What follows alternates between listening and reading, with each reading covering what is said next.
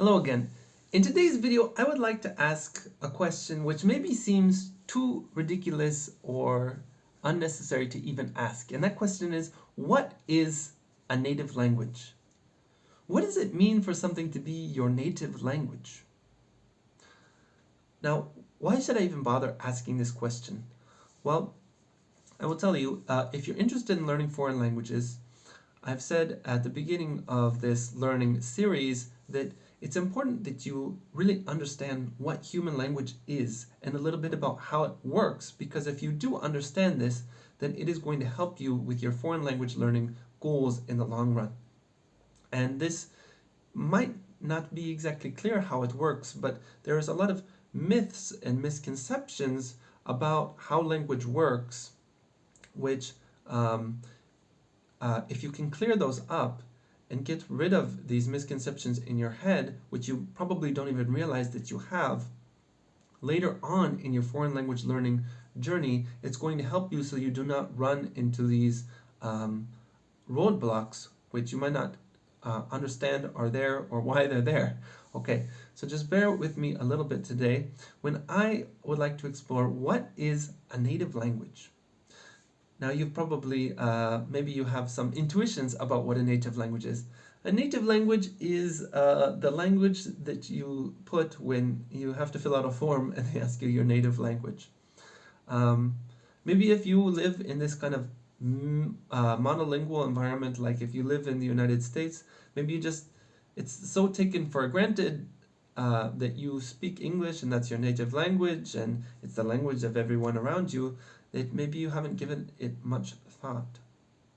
But I would tell you that having a native language, or what exactly a native language is not actually as simple as it seems.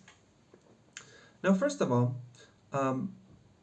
let's get two concepts disentangled, because often we use the word mother tongue and native language to mean the same thing. And I will tell you they don't mean the same thing. They certainly do not mean the same thing, but sometimes they refer to the same thing. Okay? Now, what does that mean?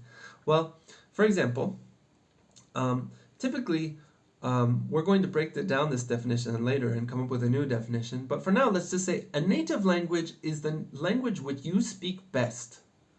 Your native language is the language which you speak best. And if you only speak one language, then it's quite obvious that's your native language. But if you speak many languages or multiple languages, then it's the one that you speak best, which is your native language. Okay? And maybe this is very obvious. You might think, well, if I grew up and then I learned Spanish later, then of course English is my native language and Spanish is a foreign language. But many people grow up in circumstances, believe it or not, where they learn many languages at the same time. And then it might not be so clear. They might have to think about, what language am I really best at? So let's just work with that for now and say a native language is your best language. Now, how is this different from a mother tongue? As I said, the terms native language and mother tongue actually have different meanings. A mother tongue refers to the language that you speak with your parents. Often that's where it comes, the language your mother speaks. And sometimes you speak one language at home and one language out in the community or out in school. For example, if you came from a French-speaking country and you moved to the United States, well, your mother tongue is French, but sometimes this is also complicated because maybe mom speaks one language and dad speaks another language, and then maybe sometimes even grandma speaks another language. So which one is the mother tongue? And then it might really depend on what is the dominant language in the family, or maybe what is the dominant person that you share a relationship with. Maybe you speak much more with your mother, so the language of your mother is stronger, or maybe it's with your father. So this mother tongue actually doesn't mean the language you're best at. It means the language that you grew up with in the home, language or languages. So how can these be different? Is, well, like in the scenario that I said before, maybe you spoke French in the home, but your family immigrated to the United States at a young age, and now your best language is actually English. So if it's your best language, under the definitions that we provided so far, we'd say that's your native language. It's the language you're best at. So English is your native language, but French is your mother tongue. Okay? Now some people will confuse these and say, oh, well, but you grew up speaking French at home, so French is your native language. Now, at least not under our definitions that we're working with. And our definitions, it doesn't matter what language you grew up with, when you acquired it, none of that. It doesn't matter what you spoke at home or what you spoke at school. What matters is your overall proficiency level. Whatever language you are best at, we'll say that is your native language. But this has a little bit of a complicated, there's a little bit of a complication here, because now let's break down this definition. I said, well, native language is what you're best at, but if we work with the term native speaker, are you a native speaker of a language? Now it's complicated because native speaker has a somewhat recursive definition. Now let me explain what I mean. For you to be a native speaker, what is required? In other words, what level of language proficiency do you have if you're a native speaker? Or do you have to be considered a native speaker? Because as you can imagine, the levels of linguistic proficiency is very different from, let's say, a professor at Harvard versus a 12-year-old child. But we might say of both of them that they are native speakers of English. So it's not necessarily that you have to be able to speak with a certain level of complexity. It's not that you have to have a certain number of vocabulary. So what is it that really determines that you are a native speaker? And I said, well, this has a little bit of a recursive definition, and that is, for you to be considered a native speaker, you must be considered a native speaker. What does that mean? It means, well, if other native speakers hear you speak and think that you are a native speaker, then you're a native speaker. If I'm speaking English and people say, that guy's English is weird, he has a little bit of an accent, his grammar is a little bit shaky, I don't think he's a native speaker. Well then, you're not a native speaker. Okay? Of course, maybe if we really want to get into some exceptions, we might say, oh, well, this. But this is in general how we define being a native speaker, is if the native speakers around you also think that you're a native speaker. But let us now dissect that, because what is it about how someone speaks that determines whether the people around them also think they're a native speaker or not? And I'll tell you, there are two things, there are two skills that you have which make you a native speaker. And the first one is native-like pronunciation. Native-like pronunciation. This means when other speakers of this language hear you, does it sound like you have an accent? Do they identify your pronunciation as foreign? If there was 10 people in the room and they all had to speak for 5 minutes, would they be able to identify that your pronunciation is not like the other native speakers? Okay? So this kind of perfect pronunciation, so to speak, is part of what makes us a native speaker. Here's the thing though.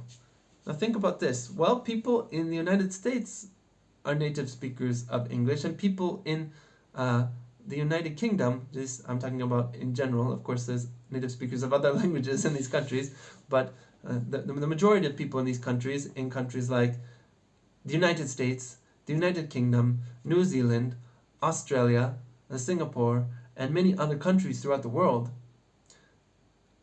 they speak English natively, but they all have different pronunciation, don't they? So what does this tell us? It tells us you can't actually be a native speaker of a language. You can only be a native speaker of a certain dialect, right? So maybe if you're an American English speaker and you go to the United Kingdom, everyone will instantly be able to identify that you are not from around there. Your accent is different from everybody else's. But of course that doesn't mean that you're not an English native speaker. It means that you are not a native speaker of London or wherever you go. And you may now start thinking, well, yes, even in the United States, I can often tell if someone is from Georgia or if they're from New York. And even inside the United Kingdom, people are often very aware of the little differences in accents from every little region of the country. So that is the first thing. That the big lesson I would like people to take home from this video is you can't be a native speaker of a language, you can only be a native speaker of a dialect. So that's one thing. Now I said there's two things that make you a native speaker of a language.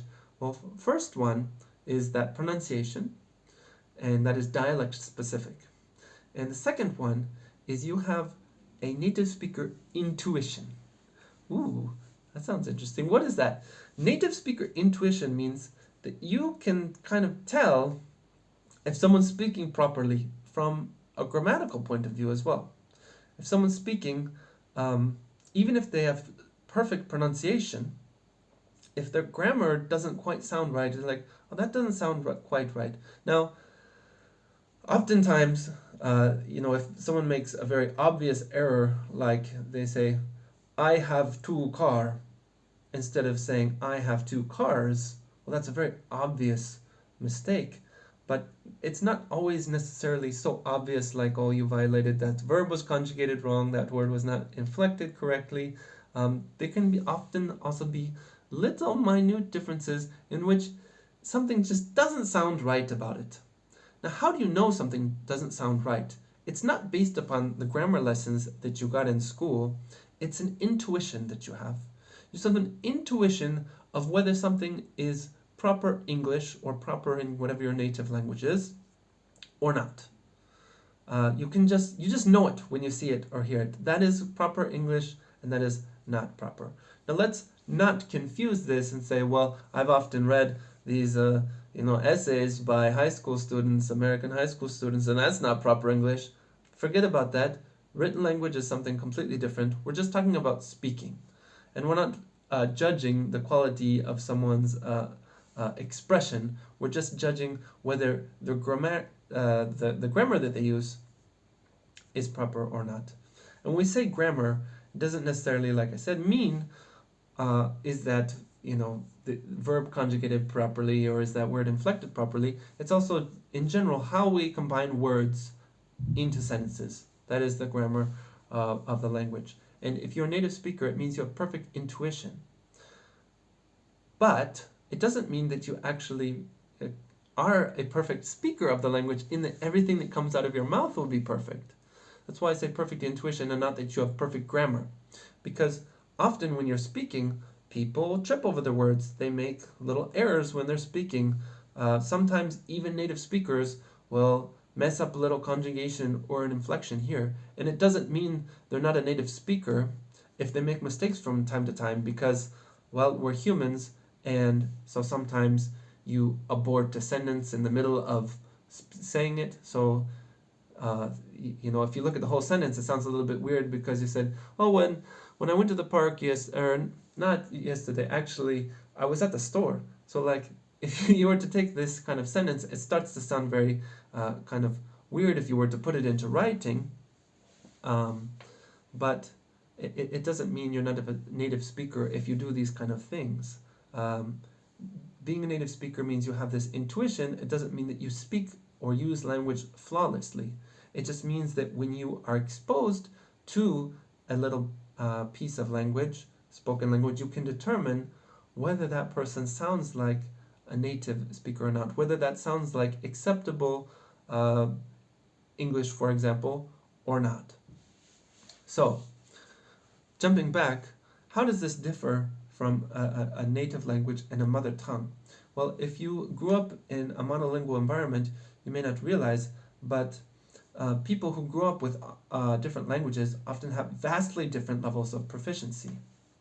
And just because something is your mother language will not mean that you necessarily have these two things which I said really qualify you as a native speaker, the one being the perfect pronunciation. In other words, by other speakers of that dialect, will they be able to recognize your accent as foreign, or this perfect intuition will you be able to really recognize whether sentences in this language sound natural.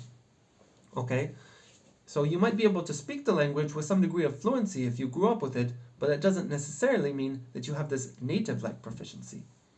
So, in today's video, we talked about what is a native language and what is a mother tongue and how they're different. I said that a native language is, in general, the language you are best at, and it's also a language which other people will be able to recognize you as a native speaker of this language. And this is, and there's two main skills that you have as a native speaker: perfect native speaker intuition and native speaker pronunciation. And I said that this is different from mother tongues because your mother tongue may or may not be your native language, and you may or may not have this kind of native-like proficiency in your mother tongue or mother tongues. So, as I said, these concepts are important to bring up. You might think, what does this have to do with foreign language learning? But I promise you, once we get farther along, you will see why it is important to understand these kinds of key concepts in language. Thanks for watching, and I look forward to seeing you in another video soon.